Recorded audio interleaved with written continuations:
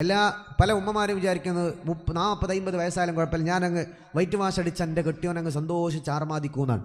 അതിനൊക്കെ ഒരു പരിധിയുണ്ട്.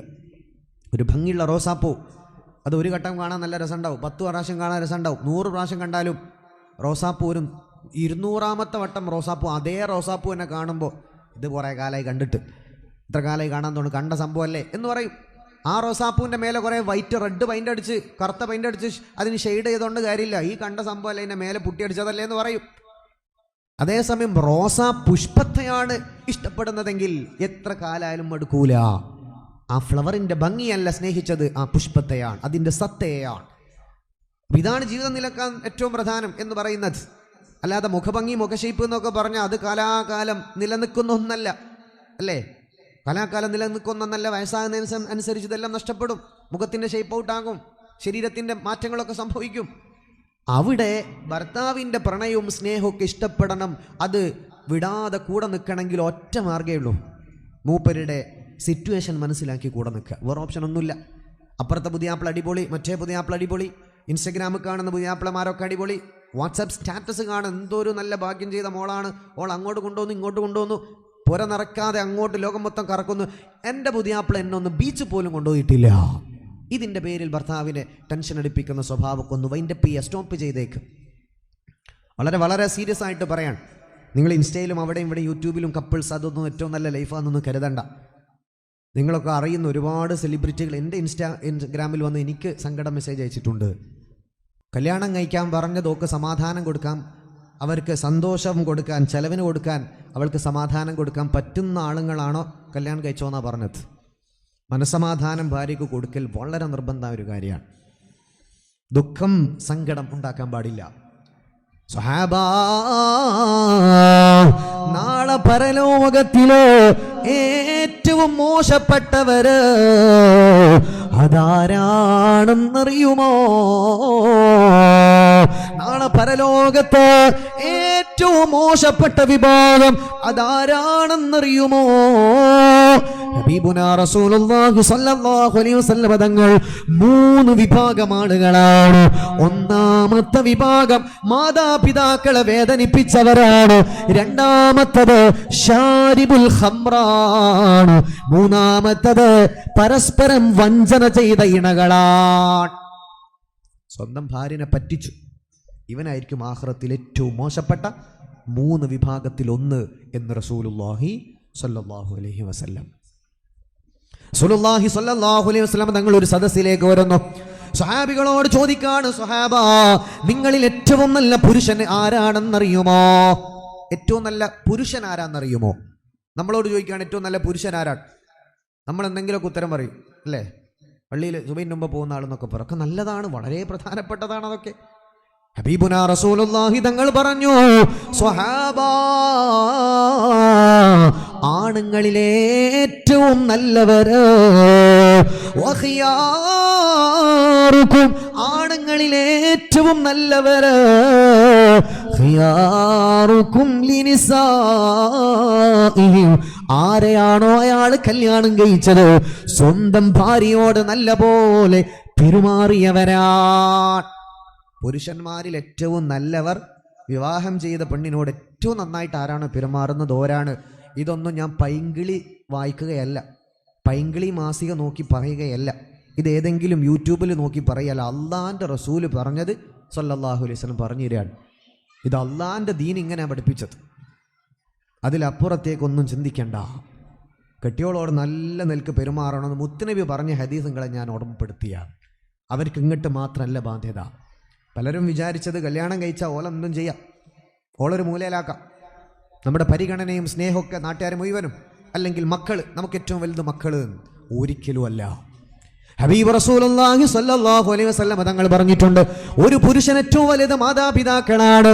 അതങ്ങനെയാണ് നബി തങ്ങളുടെ ഹദീസ് ഇമാം ബുഖാരി തങ്ങൾ ഉദ്ധരിച്ചതാണ്. ഏറ്റവും പ്രാധാന്യം ഉമ്മയും വാപ്പയാണ്, പ്രസവിച്ച് കഷ്ടപ്പെട്ട് വലുതാക്കിയ വാപ്പയമ്മേ. അത് കഴിഞ്ഞാൽ യാ റസൂലല്ലാഹ് നബിയേ, പിന്നെയോ? മറ്റൊരു ഹദീസാണത്. ഹബീബായ സ്വല്ലല്ലാഹു അലൈഹി വസല്ലം തങ്ങൾ കൊടുത്ത മറുപടി, നീ ആരെയാണോ വിവാഹം ചെയ്തത് അവളാണേ. ഉമ്മയും വാപ്പയും കഴിഞ്ഞാൽ ഏറ്റവും വലുതാരാണ്? നീ ആരെയാണോ, നിങ്ങൾ ആരെയാണ് കെട്ടിയത്, ഓളാണ്. ആര് പറഞ്ഞു? പുണ്യ നബി സല്ലല്ലാഹു അലൈഹി വസല്ലം. മഹദിയായ ഫാത്തിമ ബീവി റളിയല്ലാഹു അൻഹ ഹബീബായ തങ്ങളുടെ പൊന്നുമോളാണ്. ഫാത്തിമ ബീവിന്റെ അടുത്ത് കുറച്ച് പെണ്ണുങ്ങൾ പോയി പറഞ്ഞു കൊടുത്തു, പൊന്നഹര ഫാത്തിമ റളിയല്ലാഹു അൻഹ, നിങ്ങളെ ഉപ്പാക്ക് നിങ്ങളെക്കാളും ഇഷ്ടം ഉപ്പാന്റെ ഭാര്യമാരോടാണ് എന്ന് ഫാത്തിമ ബീവിനെ ഒന്ന് ഇളക്കാൻ വേണ്ടിയിട്ട് ഒന്ന് പോയിട്ട് കുത്തി കൊടുത്തു. ഫാത്തിമ ബീവി എന്ന് പറഞ്ഞാൽ അള്ളാന്റെ റസൂലിന്റെ മോളാണ്, മകളാണ്. ആയിഷ ബീവി, സൈനബ ബീവി ഇവരൊക്കെ നബി തങ്ങളുടെ ഭാര്യമാരാണ്, വൈഫുമാരാണ്. ഫാത്തിമ ബീവി വിചാരിക്കുന്നത് അള്ളാന്റെ ഹബീബിന് ഏറ്റവും ഇഷ്ടം ഫാത്തിമ ബീവിനോടാണ്. ആ പാവം ഫാത്തിമ റളിയല്ലാഹു അൻഹ, മഹദി റളിയല്ലാഹു അൻഹ നമ്മുടെ ഉമ്മയാണ്, ആ മഹദി ബീവിയോട് കുറച്ച് പെണ്ണുങ്ങൾ പോയിട്ട്, മദീനയിലാണ് ഈ സംഭവം, പോയി പറഞ്ഞു കൊടുത്തു, അതെ ഫാത്തിമ, നിങ്ങളെ ഉപ്പാക്ക് നിങ്ങളെക്കാൾ കാര്യം സ്നേഹം ഉപ്പാന്റെ എന്ന് വെച്ചാൽ നബി തങ്ങളുടെ ആയിഷ ബീവി അടക്കമുള്ള ഭാര്യമാരോടാണ്, ആയിഷ ബീവിനോടാണ് നിങ്ങളെക്കാൾ സ്നേഹം. പിന്നെ പറഞ്ഞു ആയിഷ ബീവി അടക്കമുള്ള നബി തങ്ങളുടെ ഭാര്യമാർ, അതാണ് ഉദ്ദേശം. ഫാത്തിമ ബീവി കരഞ്ഞു. നേരെ നബി സല്ലല്ലാഹു അലൈഹി വസല്ലം തങ്ങളുടെ അടുത്തേക്ക് ചെല്ലാൻ, യാ അബത്താ, യാ അബത്തി, എൻ്റെ ഉപ്പാ, പൊന്നുപ്പാ, യാ റസൂലല്ലാഹ്, നബിയേ, എൻ്റെ പൊന്നു പിതാവേ, നിങ്ങൾക്ക് അങ്ങേക്ക് ഏറ്റവും ഇഷ്ടം ഫാത്തിമയല്ലോ, അതല്ല അങ്ങയുടെ ഭാര്യമാരാണോ? ഞാനാണോ അല്ല ഭാര്യമാരാണോ ഉപ്പ നിങ്ങൾക്ക് ഏറ്റവും ഇഷ്ടം? നബി സല്ലല്ലാഹു അലൈഹി വസല്ലം തങ്ങൾ പറഞ്ഞു, ഫാത്തിമ, നിങ്ങൾ എൻ്റെ കരളിന്റെ കഷ്ണമാണ്, നിങ്ങൾ എൻ്റെ കരളിന്റെ കഷ്ണമാണ്, എന്റെ കരളിന്റെ കഷ്ണമാണ് ഫാത്തിമ. എന്നാ എനിക്ക് നിങ്ങളിലും വലുത് എൻ്റെ ഭാര്യമാരാണ്. അതിൻ്റെ പരിഗണന മക്കളെക്കാൾ വലുത് ഭാര്യയാണ്. ഫാത്തിമ റളിയല്ലാഹു അൻഹ പൊട്ടിക്കരഞ്ഞു. നേരെ അവിടെ നിന്ന് ഇറങ്ങുകയാണ്. നേരെ വീട്ടിൽ ചെന്നു. അലിയാർ തങ്ങളോട് പറഞ്ഞു, അലിയേ, എന്റെ ഭർത്താവേ, പ്രിയതമനെ, വല്ലാത്ത വേദനയിലാണ്. ഉപ്പാക്ക് ഏറ്റവും ഇഷ്ടം ഞാനല്ല, ഉപ്പാന്റെ ഭാര്യമാരായ ആയിഷ ബീവി അടക്കമുള്ളവരാണ്. ഉപ്പായോടൊന്ന് പറയണം, ഫാത്തിമ കരച്ചിലാണ്, ഈ മോള് വേദനയിലാണ്, ഈ മോള് സങ്കടത്തിലാണ്, ഇതൊന്ന് ഉപ്പയോട് പറയുമോ എന്ന് മഹാനായ അലിയാർ തങ്ങളോട് ഫാത്തിമ ബീവി പറഞ്ഞു. പൊട്ടിക്കരയാണ്. ഫാത്തിമ ബീവിക്കത് സഹിക്കാൻ പറ്റുന്നില്ല.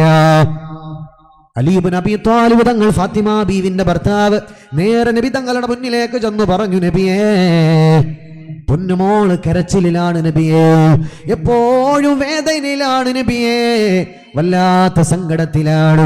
അങ്ങേക്ക് മോളെക്കാൾ ഇഷ്ടം ആയിഷ ബീവിയാണ്, അതുപോലെയുള്ള ഭാര്യമാരാണെന്നല്ലയോ പറഞ്ഞത്? നബിയേ, ഫാത്തിമ ബീവി വല്ലാത്ത കരച്ചിലാണ്. നബി സല്ലല്ലാഹു അലൈഹി വസല്ലമ തങ്ങൾ ആ വിഷയത്തിനൊരു തീർപ്പ് കൽപ്പിക്കുകയാണ്.